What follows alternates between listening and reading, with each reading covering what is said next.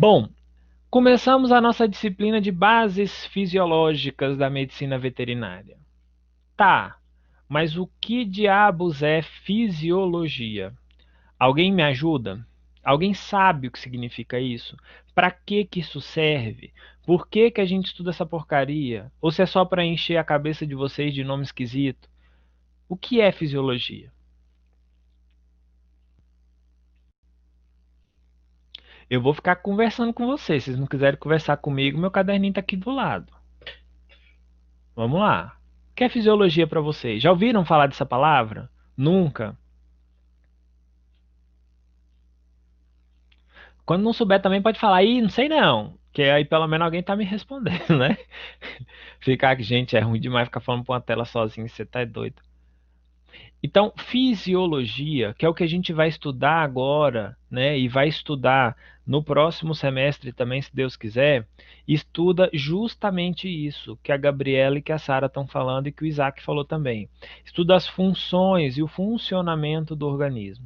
Então, a fisiologia ela é um ramo da biologia que vai estudar um monte de funções mecânicas, físicas, bioquímicas em todos os sistemas dos seres vivos como um, tá? De maneira geral, a gente pode resumir como isso que vocês acabaram de dizer, estuda o funcionamento do organismo, né? Como que funciona cada coisa, por que o coração bate, por que a gente respira, né? Por que a gente urina, como que acontece o processo digestório, enfim, qual a composição do organismo, tudo isso é estudado no ramo da fisiologia. E fisiologia é uma das disciplinas, né, das ciências mais básicas que a gente tem nas áreas das biológicas, mas é uma das mais importantes também.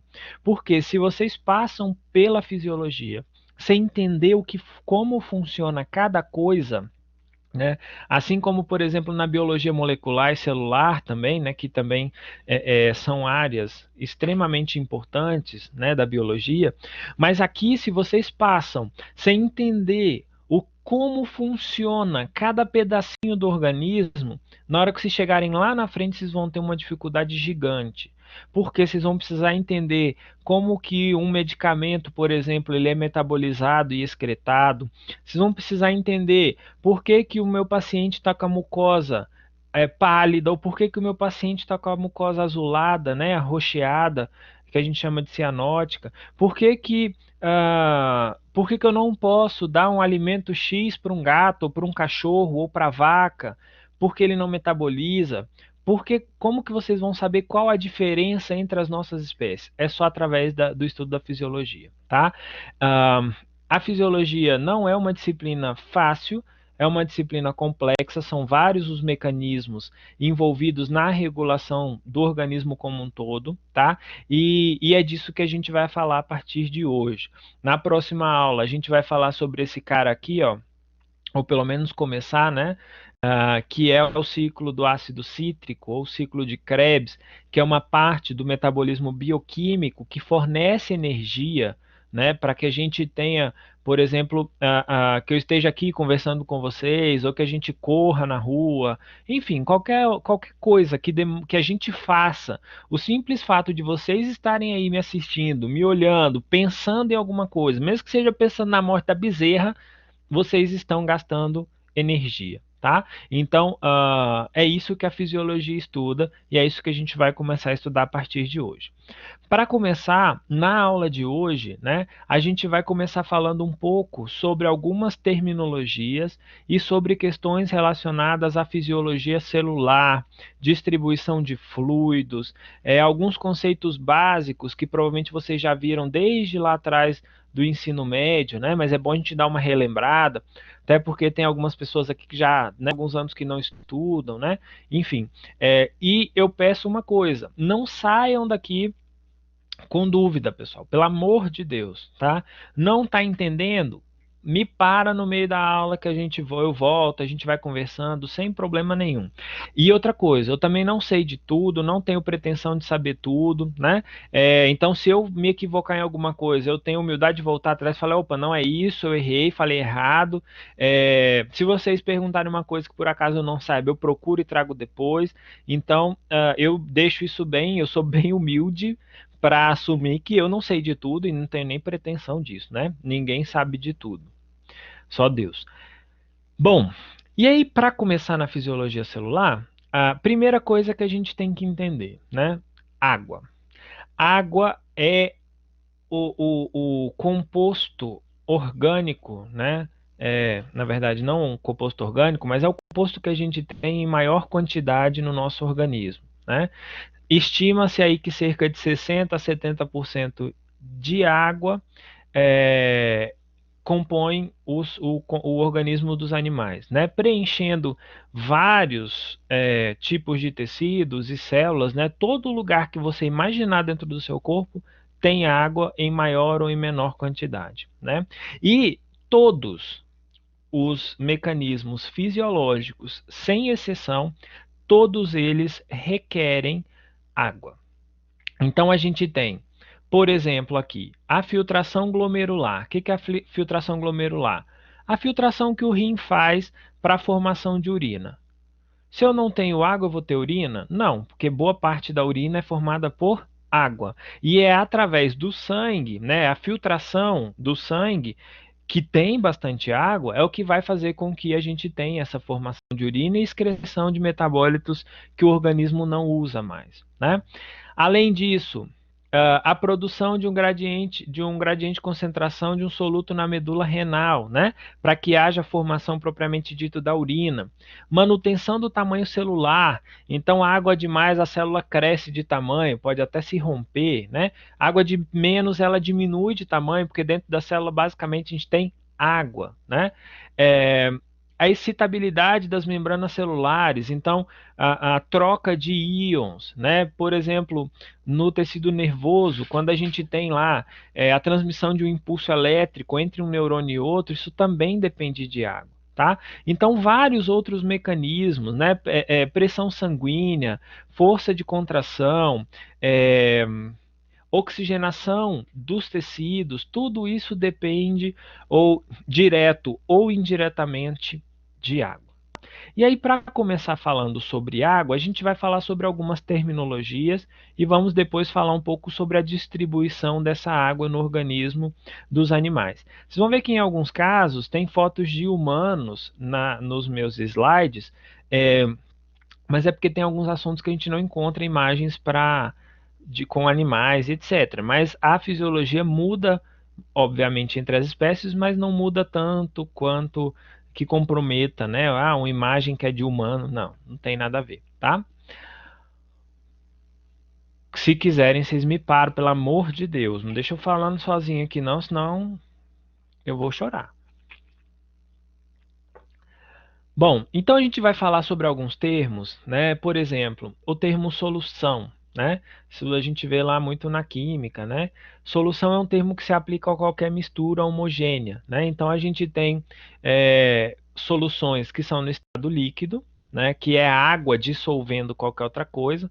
Por exemplo, a gente pode considerar que o nosso sangue é uma grande solução, porque a célula não fica dissolvida ali dentro, né? Mas a gente tem vários minerais, a gente tem vários componentes, né, proteínas e tudo mais, que ficam dissolvidos no sangue em estado líquido, por exemplo, né?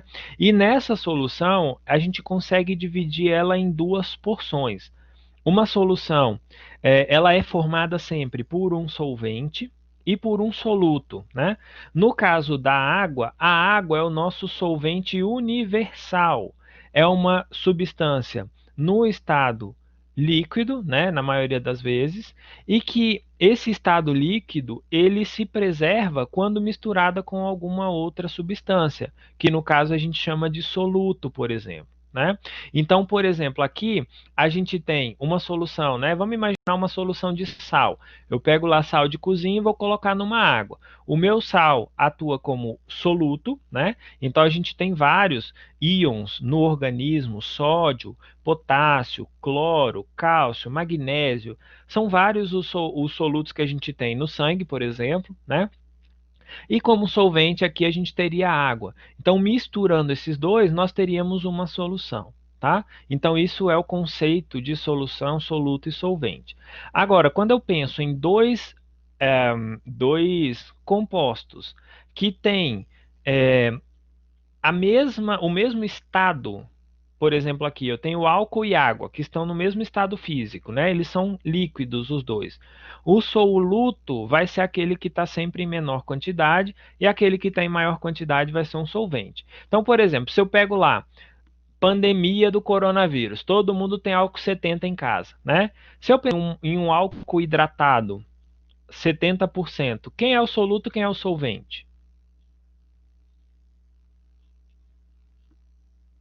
O que vocês acham? Um álcool hidratado que a gente compra lá no mercado recentemente para higienizar superfícies, passar na mão, nas compras de supermercado. Eu tenho álcool 70%, é um álcool hidratado, então tem água, né? Quem que é o nosso solvente? Eita! Alguém está com o microfone ligado, espera só um pouquinho, deixa eu desligar aqui.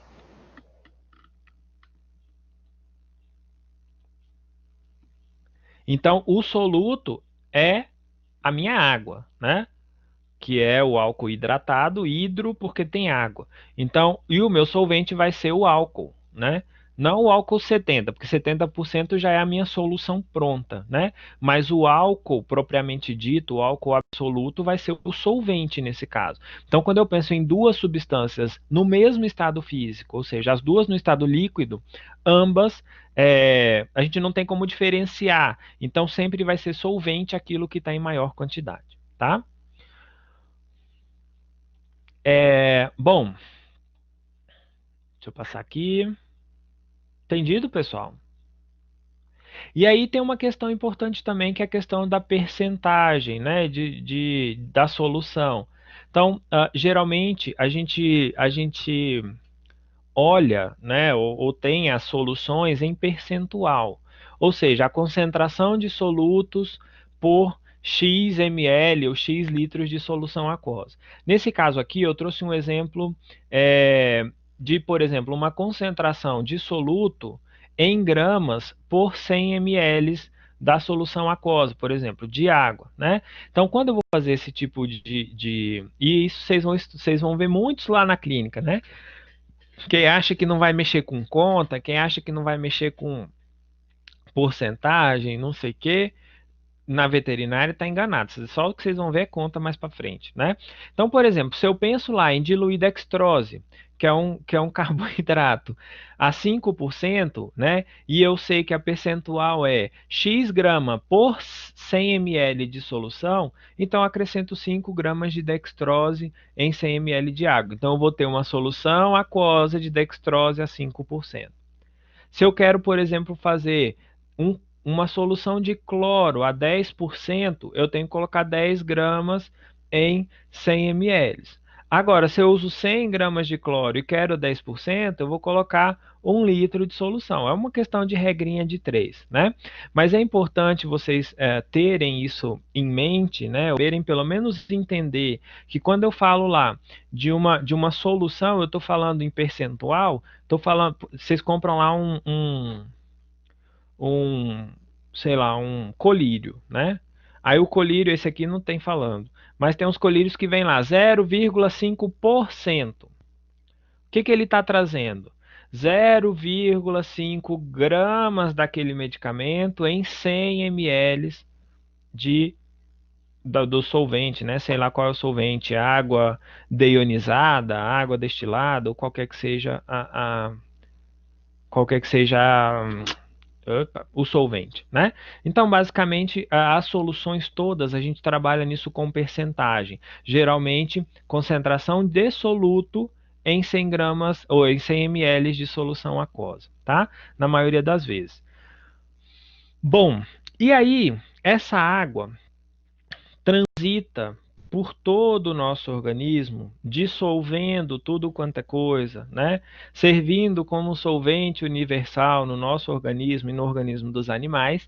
E elas são, a água é retida, né, por membranas que elas podem ser semipermeáveis ou permeável seletivas. Qual que é a diferença?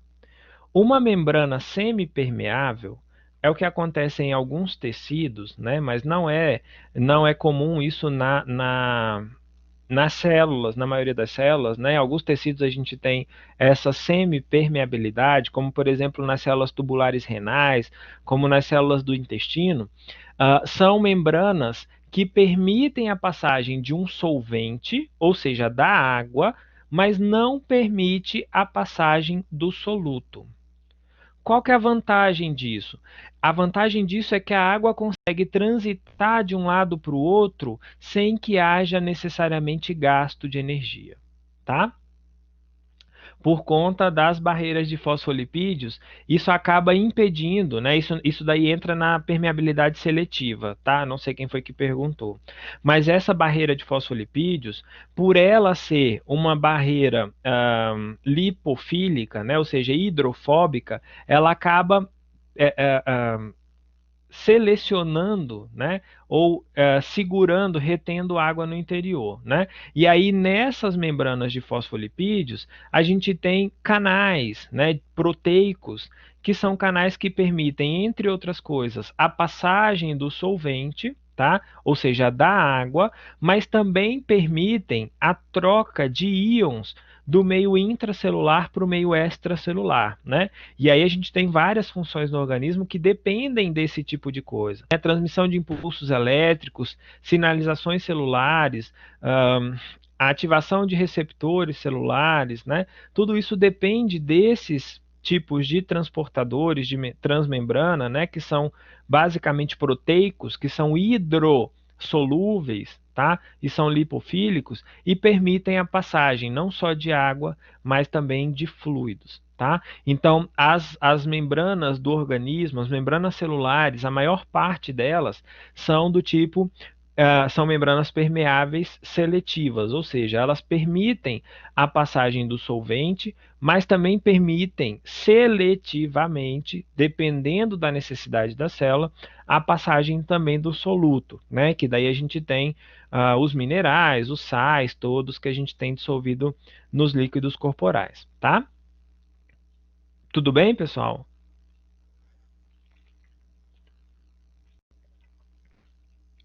Beleza. Essa permeabilidade, né, de água, né, essa troca de água, esse movimento da água é chamado de osmose, tá? A osmose é o nome, né, desse movimento em que a água caminha de um lugar para o outro, geralmente de um meio hipotônico, ou seja, aquele meio que tem menos quantidade de soluto, para um meio hipertônico, que tem mais quantidade de soluto. Então, por exemplo, nessa imagem aqui, se estiver pequeno, vocês conseguem dar um zoomzinho aí na tela, tá? Mas, por exemplo, nesse tipo de transporte, olha só, eu tenho aqui um meio hipotônico, então a minha água, né, o meu solvente está representado aqui de azul e o meu soluto está representado de vermelho, certo? Ah, peraí que sumiu a pergunta. Alguém perguntou alguma coisa. A seletiva só permite a entrada do soluto caso a célula necessite, exatamente, tá? Ou, em alguns casos, quando o soluto está sobrando em algum lugar, ele começa a se acumular nos tecidos também, tá? Mas a célula consegue, como o próprio nome sugere, né, selecionar o que entra e o que sai através desses canais proteicos, tá, Sara? Então, olha só, o que que acontece no caso da osmose, né? Que é um tipo de transporte passivo, ou seja, é um tipo de transporte onde não há gasto de energia. Então, esse meio hipertônico, ele vai atrair água passivamente através dessa membrana, né? Que é semipermeável ou que seja uma membrana com permeabilidade seletiva, né? Então esse solvente ele vai caminhar em sentido a um local mais concentrado. Vocês querem ver um exemplo que vai ficar gravado na cabeça de vocês? É olhando essa imagem aqui, ó. Alguém já banhou de piscina e ficou desse jeito? E alguém já banhou de mar e ficou com a pele esturricada, assim, parece seca, parecendo que já tiveram essa oportunidade? Vocês sabem o porquê que isso acontece? Alguém quer me ajudar? Por que vocês acham? Quando a gente vai pra praia, a gente fica assim, ó, com a mão esturricada, tudo seco, né? As meninas com cabelo, né?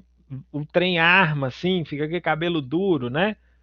O que que acontece? E por que que quando a gente vai pra piscina, e por que que a gente vai pra piscina e fica assim com a mão toda enginhada? Hã? Por causa do sal?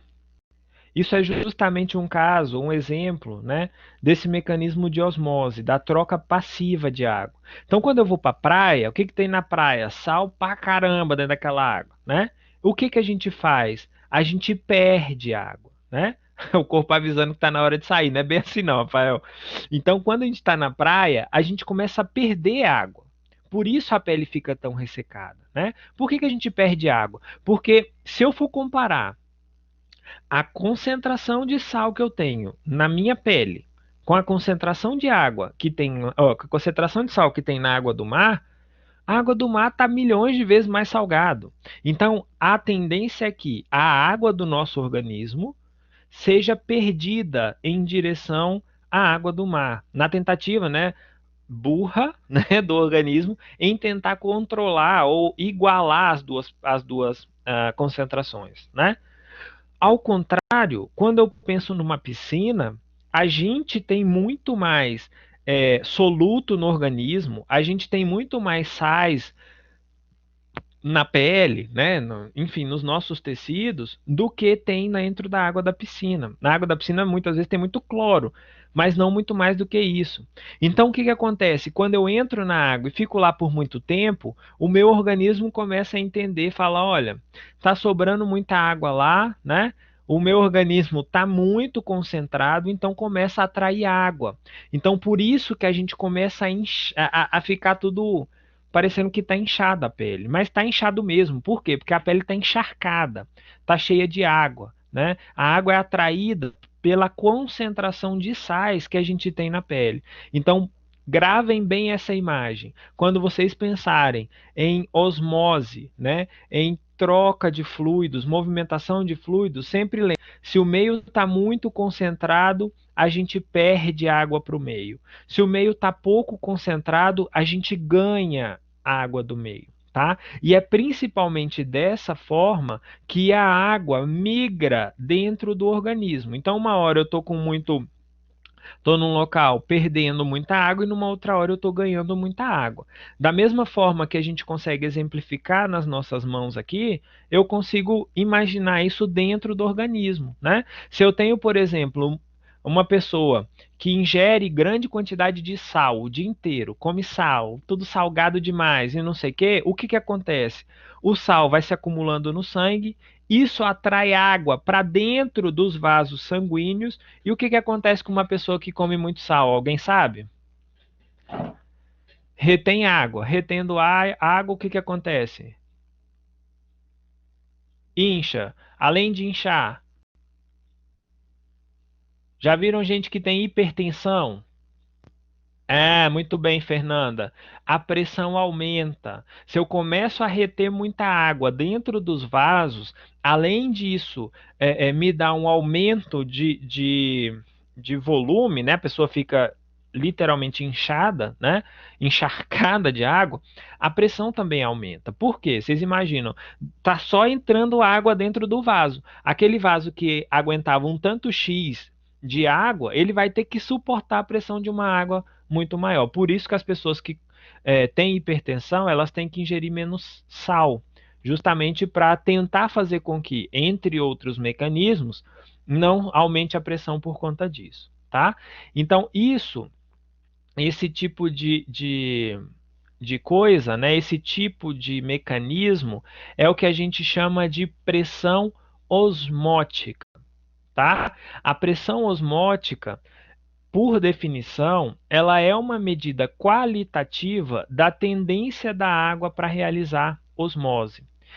Ou seja, quando eu penso em pressão osmótica, né, para duas soluções aquosas separadas por uma membrana semipermeável, ela se refere à pressão necessária para evitar a difusão de água para a solução de maior concentração. Ou seja, quando eu olho essa foto aqui de novo, ó, na praia, eu vou ter, a minha pele vai sofrer uma maior pressão osmótica. O que, que significa isso? O organismo, para reter água, ele vai ter que exercer uma pressão muito maior do que o normal para que ele não perca água para aquela água salgada. Da mesma forma, aqui na piscina, a pressão osmótica aqui está tão pequena, que a água está entrando para dentro do organismo. Tá? Então, isso é pressão osmótica. A gente vai falar disso por algumas vezes, né? Então, a água, quando ela vai para um lugar determinado que está com maior concentração de qualquer que seja o soluto, a gente costuma dizer que essa pressão é maior, que essa solução está hipertônica. Tá? O que é uma solução hipertônica? É quando eu vou lá e tomo uma água, vou lá, né? Tô banhando no mar e tomo uma golada daquela água do mar, né? A boca falta entrar, assim, de tão ressecado que fica. Por quê? Porque a pressão osmótica, né, aquele meio hipertônico, faz com que a gente perca a água, né? Então, olha só, aqui tem um exemplo das hemácias, né? Aqui tem três exemplos, né, de hemácias em diferentes condições. Num meio hipertônico, onde eu tenho uma pressão osmótica muito alta, ou seja, a pressão ali para manter o líquido na, no meio com menos concentração, ela teria que ser muito alta para manter essa água ali dentro, né? E aí qual que é o resultado disso? Num meio hipertônico, se eu coloco as hemácias lá dentro, por exemplo, uma água com muito sal, o que que vai acontecer? A célula não consegue segurar essa pressão ou exercer essa pressão para manter a água dentro da hemácia. Qual que é o resultado prático disso? Essa hemácia vai perder água. Por isso que todo mundo aqui tá tão murchinho desse jeito, estão vendo? Ó? O que, que aconteceu? Botei essa hemácia no lugar que estava hipertônico, ou seja, estava muito concentrado. A pressão osmótica aí era muito alta. O que, que aconteceu? Retirou toda a água da hemácia. Coitadinha da hemácia, morreu desidratada. Num meio isotônico, é quando a gente tem a concentração dentro e fora da célula muito semelhante. Ou seja, a pressão osmótica que a gente tem ali nessa membrana semipermeável, né, ela acaba fazendo com que a concentração de água dentro e fora da hemácia seja controlada. Ou seja, isso faz com que a hemácia mantenha sua arquitetura normal, né? Sendo bicôncava, bonitinha, redondinha, né? Para a maioria das espécies. E essa troca de água, ela não causa lesão nas hemácias, tá? Já, não sei se tem alguém aqui que pratica corrida ou que faz qualquer que seja um exercício físico, que toma aqueles isotônicos. Alguém aqui já tomou isso? Gatorade, né? Tem uns outros isotônicos aí. Alguém já viu isso? Não?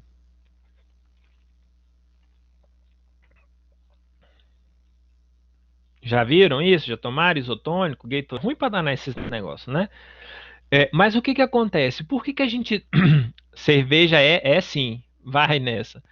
Por que que a gente toma um composto isotônico quando está fazendo exercício físico? E não toma hipertônico nem hipotônico? Primeiro que se eu der um hipertônico, eu vou atrair água de dentro de tecidos que já estão comprometidos. Que se eu estou fazendo um exercício, estou numa corrida, por exemplo, eu vou lá, corro. O que que eu estou perdendo pelo suor? Água, estou perdendo sódio, né? Já viram que o suor da gente é meio salgadinho? A gente elimina também um monte de sais, né? Já pararam para, né? Quem namora aí, quando a namorada estiver bem suada, você vai lá e dá uma lambida na cara dela, vê que fica salgadinho, né? Então, Quando a gente está fazendo exercício e perde água, mas também perde eletrólitos, quando a gente vai fazer uma reposição hídrica, a gente tem que ingerir água e também eletrólitos numa quantidade balanceada. Porque se eu coloco muito sódio para dentro do organismo, isso vai tirar água de tecidos que já estão desidratados. Se eu estou, por exemplo, com o meu sangue hipotônico, o que é um meio hipotônico? Quando a pressão osmótica está muito baixa e acaba entrando muita água dentro da hemácia até o ponto dela estourar, por exemplo, né, dela se romper. Então, esses extremos, hipertônico ou hipotônico, esses dois extremos, eles não são legais para quem está fazendo exercício, por exemplo, né? Se eu vou lá e dou um hipotônico, a água vai tudo para os tecidos, vai começar a matar a hemácia, vai começar a fazer uma bagunça, né? Então, essa basicamente é a diferença de tonicidade baseado na pressão osmótica que a gente tem controlando a transferência de água de um local para o outro dentro do organismo, certo? Entendido até aqui, pessoal?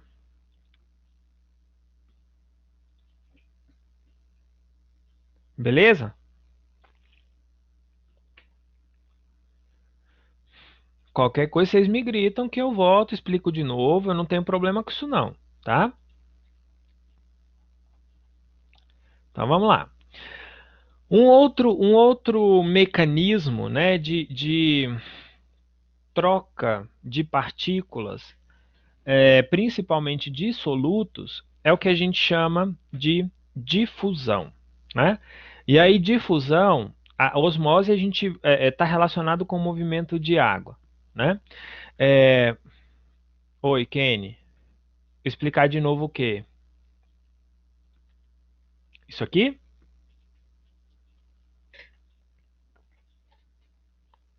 O que que você não entendeu?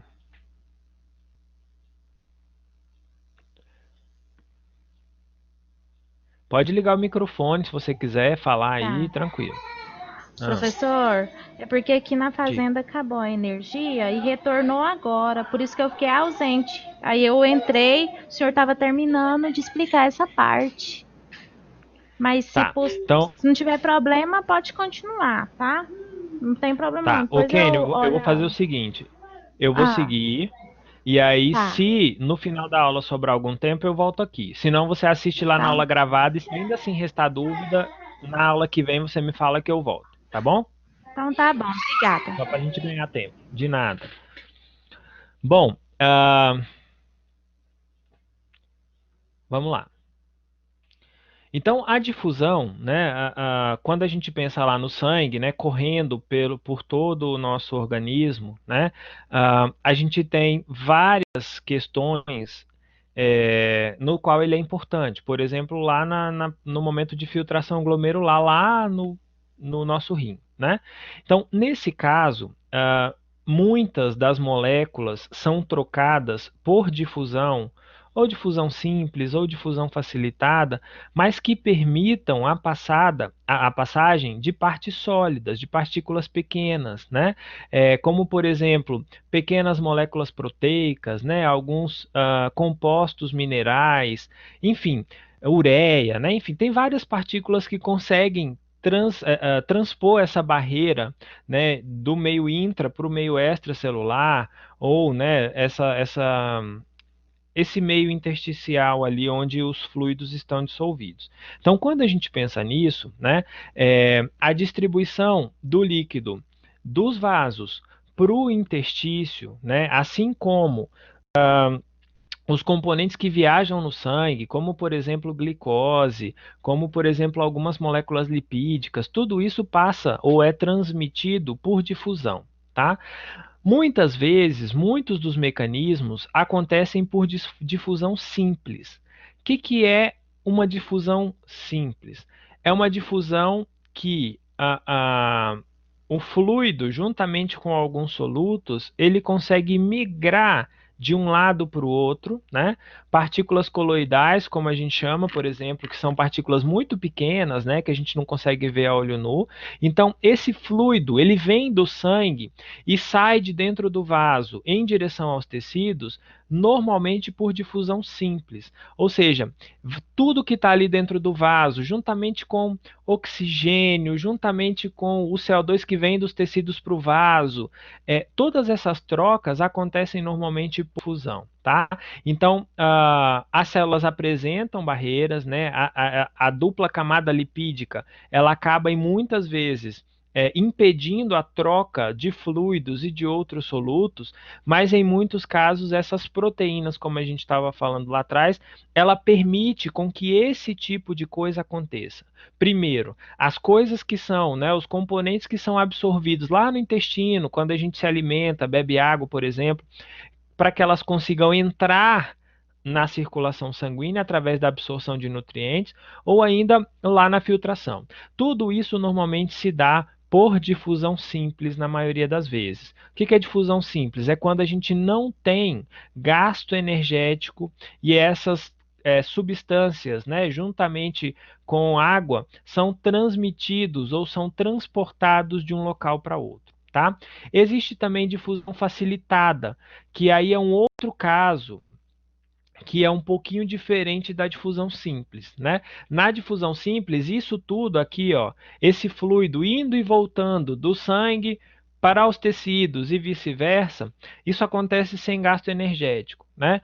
Quando a gente pensa em transporte ou difusão facilitada, isso sempre vai acontecer através de canais onde há gasto energético.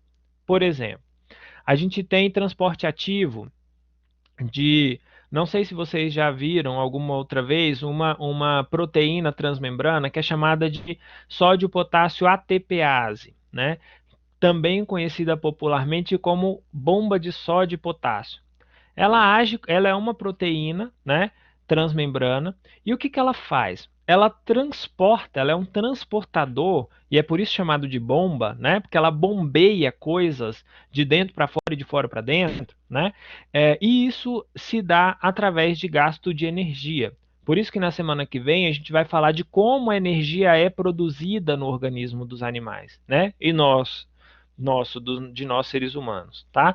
Por quê? Porque tem muita coisa, sódio, potássio, cálcio, tem vários mecanismos que acontecem através de, cadê? Deixa eu pegar minha canetinha aqui, através de difusão facilitada. Difusão é o transporte de água e soluto de um lado para o outro, do sangue para os tecidos, né? E a difusão, ela pode ser simples, onde não há gasto de energia, é o que acontece na maior parte da absorção de nutrientes e da, por exemplo, da filtração glomerular, mas a difusão facilitada acontece com gasto energético quando alguém está facilitando essa troca. Quem facilita? Essas proteínas de membrana aqui, ó. Elas acabam favorecendo, servindo como bombas, servindo como canais para que se abrem em momentos determinados, né, que a gente vai falar sobre vários pontos desse processo, né, metabólico e fisiológico dos animais. Então, em cada momento específico, uma bomba dessa se abre, uma proteína se abre para permitir essa passagem. Por isso, difusão facilitada. Vai facilitar essa passagem de um lado para outro. Olha só, vou mostrar um aqui mais grande, que eu ia falar, não. Um canal, um exemplo, né, de um canal aquoso. Isso daqui era um gifzinho, né? Mas aqui a gente não tem, não vai passar a animação para vocês, tá?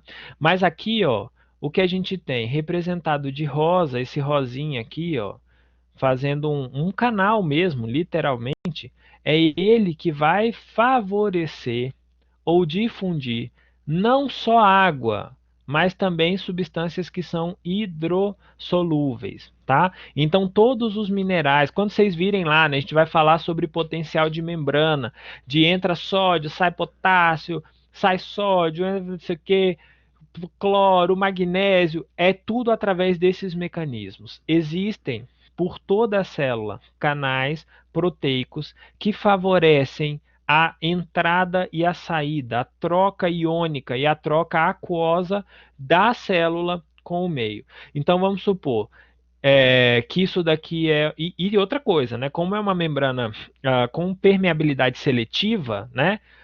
Tudo isso que está aqui dentro da célula não vai sair a não ser que a célula não deixe, tá?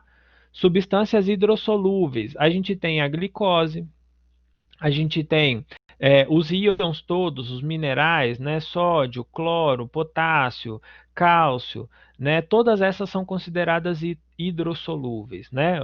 É, aminoácidos, por exemplo, também são hidrossolúveis, tá? Agora, quando a gente pensa no resto da membrana, ó, isso daqui, deixa eu apagar tudo aqui, peraí. Quando eu penso nessa parte da membrana, essas bolinhas aqui, né, com esses negocinhos azuis, né, isso é a bicamada de fosfolipídios, tá? Então, o que que acontece? A parte lipídica hidrofóbica da célula, ela fica aqui e ela acaba a interação, né, dessas moléculas acaba atrapalhando a entrada ou a saída de íons, tá? Alguém perguntou alguma coisa, deixa eu ver aqui. Então vamos lá. O que são substâncias hidrossolúveis? Como o próprio nome sugere, a Amanda perguntou, né? Como o próprio nome sugere, tudo que é hidrossolúvel é aquilo que se dissolve em água. Exemplo: carboidratos, proteínas. Não necessariamente se dissolve, mas que tem afinidade por água, tá? Então, glicose, proteínas, minerais, vários minerais, né? Algumas vitaminas são hidrossolúveis também, tá? Mas normalmente esses compostos. Agora, aquilo que é lipossolúvel são aquilo que tem afinidade por gordura. Então, o que tem afinidade por gordura? Moléculas lipídicas, algumas vitaminas, né? Etc. Então, tudo que é hidrossolúvel é lipofóbico. Como é que é? Eita, me fugiu. Hidrossolúvel, não é lipofóbico, é outra coisa, é outro nome. Me fugiu agora. Mas tudo aquilo que é lipofílico, ou seja, tudo aquilo que tem afinidade por gordura, é hidrofóbico, tá? Então, a gente tem duas questões. Hidrofílico tem afinidade por água, hidrofóbico não tem afinidade por água. Lipofílico tem afinidade por gordura, tá? Então, lipofílico e hidrofóbico não é que são sinônimos, mas, por exemplo, vamos dar um exemplo claro. Uma molécula de gordura, certo? Uma molécula de gordura. Ela é lipofílica, porque se eu ponho aquela gordura com mais gordura, elas vão se misturar, elas têm afinidade. Agora, se eu coloco aquela gordura em uma bacia de água, não vai haver mistura, então ela é hidrofóbica. Consegue entender a diferença? Ficou claro ou não?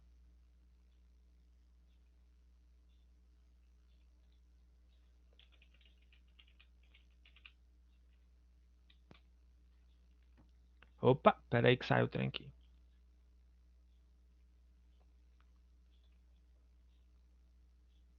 Certo? Então, tudo que fala que é fóbico é que não tem afinidade, que não gosta, né? É igual a gente usa lá, homofóbico, é aquele que não gosta de pessoas homossexuais, por exemplo, né? Ou sei lá, qualquer coisa fóbico é porque não tem afinidade, porque não gosta. Então, hidrofóbico é porque não gosta de água, não tem afinidade com água do ponto de vista químico, tá? Quando eu falo fílico, é aquilo que tem afinidade, aquilo que gosta, né? Então, hidrofílico tem afinidade por água, se dá bem com água. Lipofílico é aquilo que tem afinidade por gordura, gosta de gordura, se dissolve em gordura, por exemplo. Tá? Beleza, povo? Mas é isso. Entendido, Amanda? Acho que foi a Amanda que perguntou, né?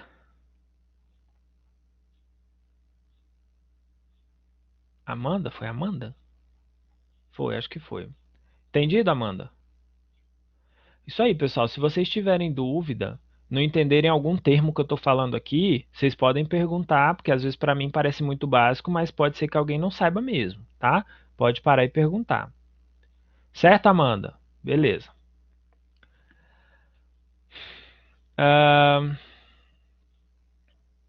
Ouviu o que, gente?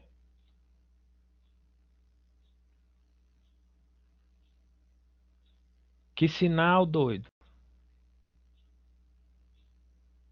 Tá doido, é doido. Acabou a aula. Sossega, Yuri. Bom, calma, daqui a pouco. Deixa eu terminar. Deixa eu ver o que mais. Ah, então, beleza. Basicamente, né, de trocas, mecanismos de trocas de água. A gente vai falando mais sobre isso daqui para frente. A gente vai falar sobre esses mecanismos, sobre troca de íons, troca de água. E a gente vai tirando essas dúvidas aí ao longo do tempo, tá? Bom, então isso aqui a gente já falou. Eu vou passar, tá? E aí, pessoal, eu trouxe aqui uma outra coisa, que é a questão da distribuição de água no organismo, né, com a distribuição dela no organismo, né? Eu falei lá atrás que mais ou menos 70% do peso corporal, ele é formado de água. Só que isso, primeiro, depende muito da espécie animal, mas depende mais ainda da idade desse animal, tá? Não, ciclo de Krebs vocês vão ver o resto da vida. Vocês vão ver o resto da vida, se Deus quiser. Se vocês vão usar para tudo, vocês acham que não vai usar bioquímica para nada, vocês vão usar aqui, vocês vão usar lá na nutrição, vocês vão usar lá na farmacologia, vão usar para tudo. Vocês estão lascados. Mas é legal, a gente vai. O tal da bioquímica, né, fica na vida da gente o resto da vida. Então, olha só, a distribuição da água no corpo, né, como eu falei, normalmente os organismos vivos, a maioria, né, dos nossos animais, tem cerca de 70% do corpo formado por água. Só que, atenção, isso muda é, de acordo com a idade do animal, tá? Normalmente, o animal, lá depois da concepção, ou seja, logo depois que o óvulo é fecundado, né? Que começa o processo de multiplicação celular, mórula, blástula, não sei o quê. Desde esse momento, o organismo é praticamente 95, mais de 90% só água. Conforme esse embrião vai se amadurecendo, ó, até o momento do nascimento, esse indivíduo vai ter aí quase 80% de água. Ainda é muito, tá? E isso vai caindo gradativamente. Isso aqui, se eu não me engano, é em bovinos, ou é em ovinos, se eu não me engano, é em ruminante.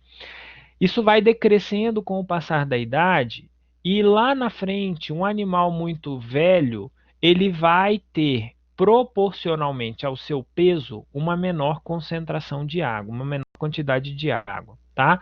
Por que isso acontece? Quando a gente envelhece, né? Quando a gente vai se tornando mais, já viram o povo falando, né? Ah, você vai ver, você é magrinha assim, bonitinha. Mas quando você. Isso, vó costuma falar isso pra neta, né? Você toma cuidado, minha filha, que você é bonita. Eu era assim, magrinha igual você, agora eu tô aqui gorda, né? Vó gosta de falar essas coisas. Então, o que que acontece? É que os nossos tecidos, com o passar do tempo, vão sendo substituídos, uma parte deles, por gordura. E tecido adiposo, como a gente acabou de falar, a gordura não tem afinidade com água. Então, o tecido adiposo tem baixas concentrações de água. Por isso, quando eu comparo um animal jovem, logo após o nascimento, tem lá quase 80% só de água no corpo, com um animal velho, que tem aí 60, 70% de água no corpo, a diferença proporcional é muito grande, né? E até por isso, quando eu penso, por exemplo, em diarreia, por que que um animal jovem ele sofre muito mais com diarreia do que com um animal mais velho? Um animal jovem, ele tem muito mais, uma necessidade de muito maior de água, apesar dele ter muito mais água no organismo, o tamanho desse animal faz com que qualquer água que ele perca vai fazer falta lá na frente, né? No animal mais velho, ele consegue resistir, tolerar um pouco mais um período, né, de diarreia, por exemplo, tá? Bactérias benéficas também tem mais? Não entendi, o Rafael, sua pergunta.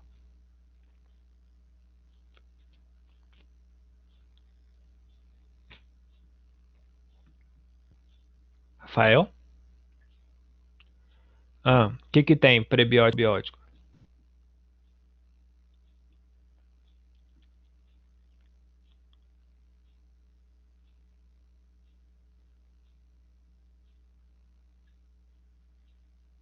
Bom, não entendi sua pergunta não, Rafael. Ah, não necessariamente. Na verdade, se tem mais, né? A flora intestinal está muito melhor formada. Na verdade, no animal mais velho, a flora intestinal ela está mais bem estabelecida, né? No animal mais jovem, isso ainda está em processo de formação, principalmente logo depois do nascimento. Só que o fato é que no caso de uma diarreia, por exemplo, pode ser destruição da flora bacteriana? Pode. Mas aí, essa diarreia, eu estou focando no sentido de que um animal jovem com diarreia, ele tende a sofrer muito mais e pode até vir a óbito, sofre muito mais do que um animal adulto, tá? Porque a necessidade de água e a proporção de água que esse animal tem, ó, aqui, no dia do nascimento, é muito maior do que um animal adulto, muito maior do que o da mãe dele, por exemplo, tá? Entendido, pessoal, isso daqui? Beleza. Então, dentro do organismo do nosso organismo, né, a água ela migra, né, como a gente falou, por vários locais, né? Então a água depois que ela entra, esses 70, 60, 80% de água, eles não ficam só num lugar, né? Tem gente que acha que a gente bebe a água, ela já vai para a bexiga para virar urina. Não, não é bem assim, né? Esses dias meus pais estavam aqui em casa, né? Meu pai fez uma cirurgia semana passada, estava aqui em casa e a gente estava conversando sobre isso, fui dar uma aula de fisiologia para eles, né? Porque ele fez uma cirurgia de rim e, tipo, na cabeça dele, bebe a água, já tem um canudinho que liga o intestino lá na bexiga, né? E a água já desvia direto. Não.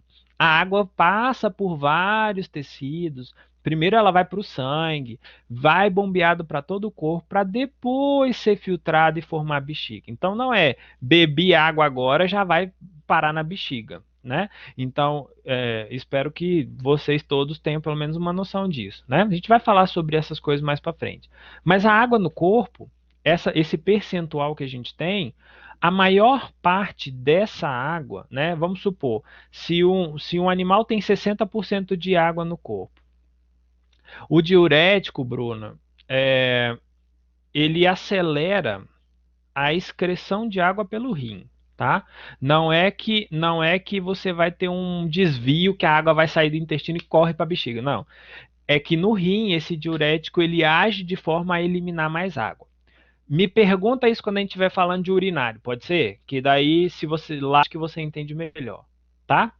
Acho que é Bruna, né, que me perguntou. Anota aí, fala assim, ó, quando a gente estiver falando de fisiologia urinária, a gente.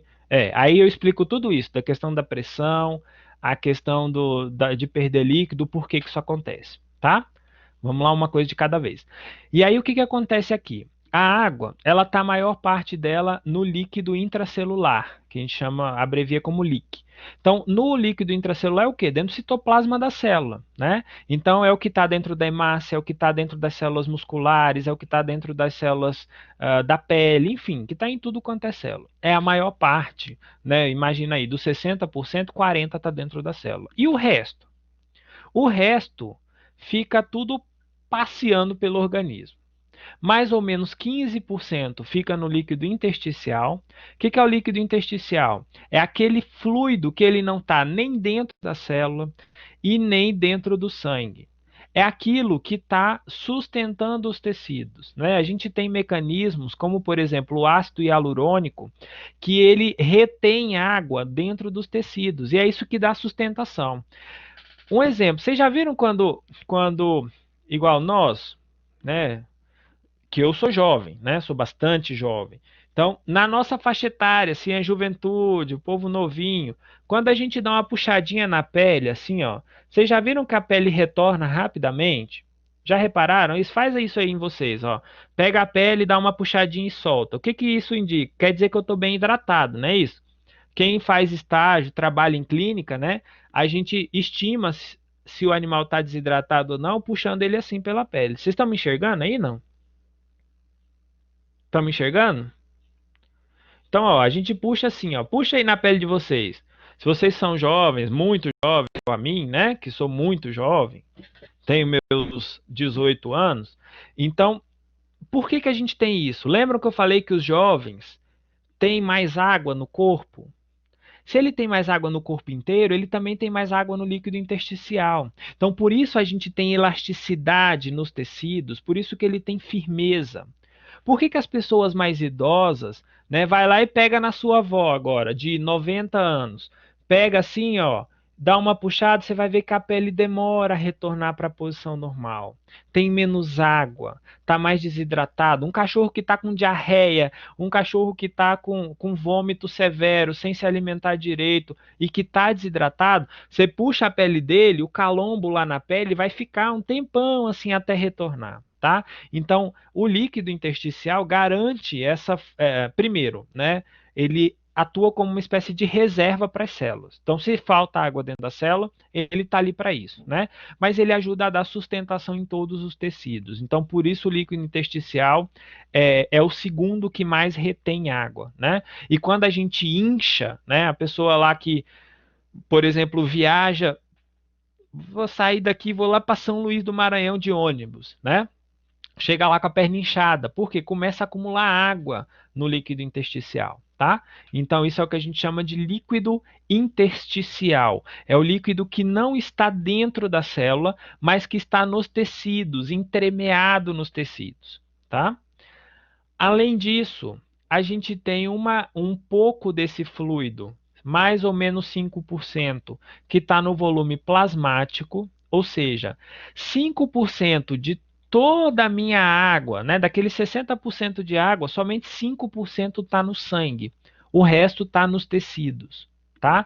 Isso é chamado de volume plasmático, é a quantidade de água que nós temos dentro do sangue. Isso é muito variável entre os animais, mas geralmente fica ao redor de 5% quando eu comparo ali, por exemplo, um animal que tem 60% de água, tá? E o restante, né, a gente tem um outro tipo de líquido, né? Ou esses dias eu vi uma postagem do César Menotti, se eu não me engano, do César Menotti Fabiano, né? Falando assim, gente, eu descobri que o corpo humano tem cerca de 70% de água.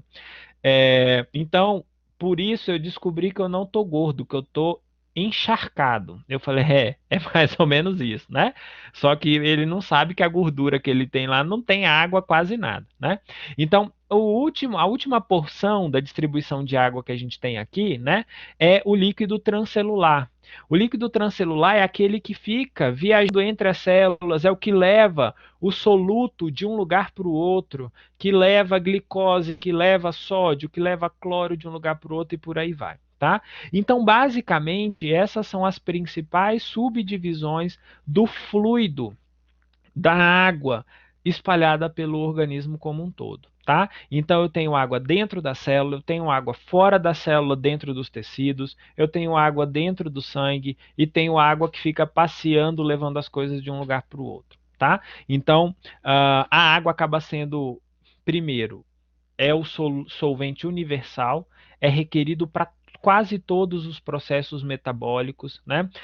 Quem teve já bioquímica viu que boa parte das enzimas trabalham por hidrólise, boa parte das reações químicas, ou elas necessitam de água, ou elas liberam água, então a água é extremamente importante para todos os processos, tá? Lembrando que se eu olho esse tipo de animal aqui, ó, geralmente eu tenho um tecido adiposo muito abundante, então proporcionalmente a gente tem também uma quantidade de água menor, porque o tecido adiposo, entre todos os tecidos, né? O que que é tecido adiposo? Gordura, né? Então essa barriguinha desse cachorrinho aqui, ó, que só pensa em comer, não tem muita água. Tá? Então, por isso, o César Menotti ele não está encharcado, ele está gordo mesmo. Aquilo é gordura, não é água, né? Então, Se a gente for pensar nesse tipo de animal aqui, ó, pode a água pode representar só 40%, tá? Então isso é muito variável, varia de acordo com espécie, idade, varia de acordo com um monte de fatores, tá? A gente vai falar sobre isso em algumas outras oportunidades, tá? Entendido até aqui, pessoal?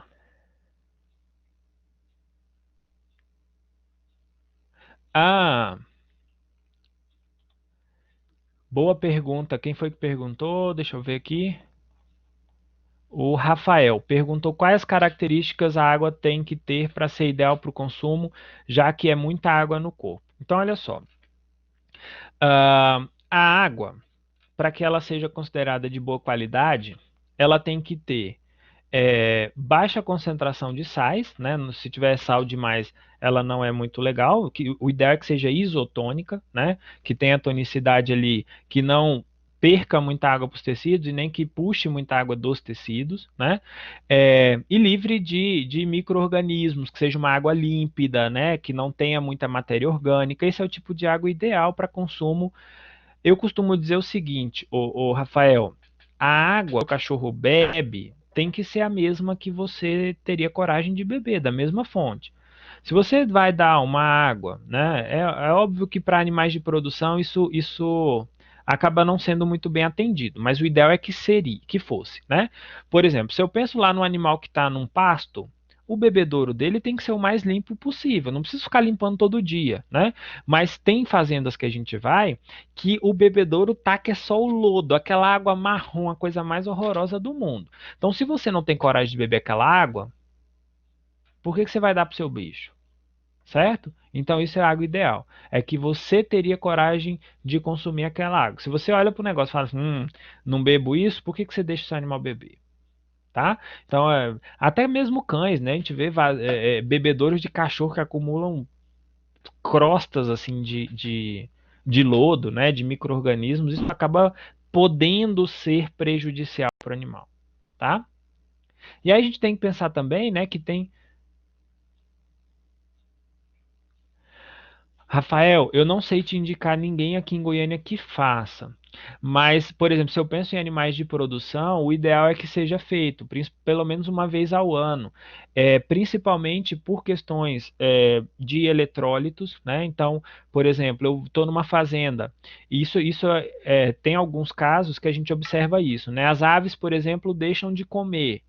Por quê? Porque às vezes tem muito sal na água, e aí a ração também tem muito sódio, e o sódio limita o consumo. Então isso pode fazer. É igual você vai para um lugar que a água é salobra. Não sei se vocês já tiveram oportunidade de ir para algum lugar. Eu já morei numa cidade que a água era salobra, né? Você não bebe água toda hora como você bebe quando a água não tem gosto de sal, né? Por exemplo, aqui, cada aula eu bebo uma garrafa dessa inteira, né? Então, se fosse uma água salobra, provavelmente eu não beberia esse tanto, porque também limita o consumo, tá? Mas não sei te indicar, vou procurar saber algum laboratório. Eu sei tem uns laboratórios da UFG que fazem gratuitamente, mas não sei se é para pessoa física, se é para pessoa jurídica, tá? Mas é ideal fazer. Ah, isso aqui a gente já comentou. Pessoal, vocês vão perceber às vezes. É horrível. Eu morei numa cidade, a cidade que eu morei chamava Iaciara, na divisa com a Bahia. Só tinha um lugar lá que tinha água que era boa, assim, que eu me lembro. Meu pai ia lá num lava-jato buscar água para beber. A água de casa era horrorosa, né? Enfim. E aí, para finalizar, isso aqui eu trouxe só para dar um choque em vocês. Não é para ninguém assustar, não, tá? A gente vai falar disso em outra oportunidade. Mas a ingestão e a excreção de água, ela é dada por mecanismos muito complexos. A gente vai falar sobre eles mais para frente, tá? Mas é uma regulação principalmente nervosa. Ô Yuri, para animais ruminantes, o impacto é um pouco menor, tá? A ingestão de, até porque a água passa pelo rumen, né? Boa parte das bactérias utilizam esses sais que entram ali e tudo mais. Mas em animais que não ruminam, né? No caso, para quem não sabe o que é ruminante, ruminante é aquele bovino, ovino, caprino, eles são chamados assim porque eles têm um estômago com muitas cavidades, tá? E aí eles fazem um processo que a gente chama de ruminação, que vocês vão ver mais para frente, vão ver a anatomia, vão ver aqui também. Então, esse estômago está cheio de bactéria e a bactéria acaba utilizando um pouco esse sódio, né, os minerais que entram ali. Mas para os animais monogástricos, sobretudo aves e suínos, os sais na água podem atrapalhar o consumo, sim, tá? Então, pessoal, isso daqui, ó, a ingestão de água, né? A gente sabe que a necessidade de água é fundamental. A gente vê aí, vocês têm largados e pelados, né? A pessoa vive dias sem comer, mas ela não vive muitos dias sem ingerir água, né? Então, isso tudo, quem diz pra gente é o hipotálamo, que a gente vai falar dele nas próximas aulas, que ele tem um centro da sede, que vai falar pra gente, falar, olha, bebe água, tá? Não, aquilo lá pode ser armado, né? Eu não estou entrando nesse mérito, não, mas eu digo o seguinte: se você, Rafael, por exemplo, ficar perdido no meio do mato, sem água você não fica, tá? Você pode ficar alguns dias sem se alimentar, mas sem beber água, meu amigo, você está fadado ao fracasso, porque daí começa a comprometer vários órgãos, sobretudo os rins, que é o principal afetado quando a gente não ingere água adequadamente, certo? Sem comida fica, mas sem água não. Na gordura na gordura tem lipídio, não tem água, meu filho. Aí, se você não achar uma fonte de água, você vai morrer de sede, tá? Então, esse daqui é o mecanismo pelo qual a gente sente sede, pelo qual a gente necessita ingerir água, tá? Esse quadradão grande aqui é o nosso cérebro, tá? Representa o hipotálamo. E aqui a gente tem o rim, ó, certo? Então, a excreção, todo esse processo, né, de detecção da sede, de excreção de água pelos rins, filtração renal, a gente vai ver nessa disciplina, tá? Então, não se desesperem agora, a gente vai ver esse processo todo bem detalhadinho mais para frente, tá?